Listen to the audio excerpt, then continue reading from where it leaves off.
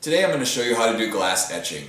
The supplies you're going to need will be a picture frame and then the pictures that you are going to etch into the glass, contact paper that is clear, glass etching cream with an old paintbrush, a very fine razor, a towel to dry everything off in the end.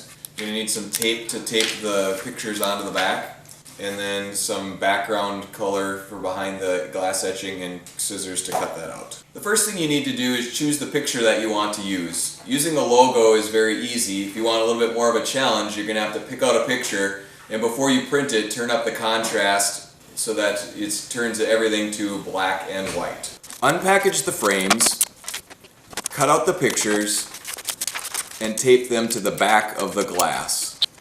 Now, cut out a piece of contact paper that's big enough to cover your image. Peel the backing from the contact paper, then place the contact paper on the top of the glass. Try to smooth out any of the bubbles that may arise, and sometimes it's helpful to have a second person to hold the contact paper so you can smooth it out as you place it on. Now you're going to take your razor blade and cut out all of the parts on the picture that you want etched with a fog type of color. With some of the letters, such as an O and A, you're going to need to be very, very careful to cut out and leave the part in the middle so that the glass etching cream doesn't touch the glass on those parts.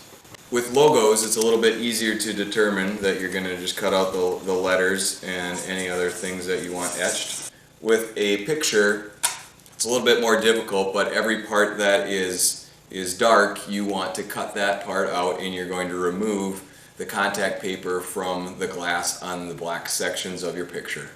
Now, using an old paintbrush, you're going to paint on the glass etching cream. You're going to want to do a pretty thick coat and cover all the parts that you want to etch. You're going to let this sit for about 15 minutes before you rinse it off. To rinse it off, run it under warm water, rubbing the etching cream off with your hand. After drying it off, you're now going to take the rest of the contact paper off, sometimes using the razor blade to get some of the pieces off. You also may need to use the razor blade to scrape some of the edges where there is still some etching cream.